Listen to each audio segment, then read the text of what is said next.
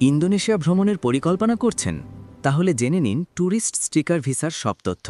এই single entry tourist sticker ভিসার ৯০ দিনের মেয়াদে সর্বোচ্চ ৬০ দিন থাকা যায়। পাসপোর্টের মেয়াদ থাকতে হবে ন্যূনতম ৬ মাস, সঙ্গে সাদা ব্যাকগ্রাউন্ডের সাম্প্রতিক পাসপোর্ট সাইজ ছবি। শেষ ৬ মাসের ব্যাংক স্টেটমেন্টে ন্যূনতম $২,০০০ সমপরিমাণ ব্যালেন্স থাকতে হবে।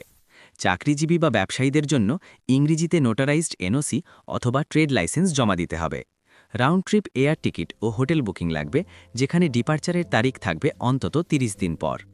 আবেদনকারীর থাকতে হবে ২ থেকে ৩টি দেশের ভ্রমণ অভিজ্ঞতা এবং বয়স হতে হবে ৩০ বছরের বেশি।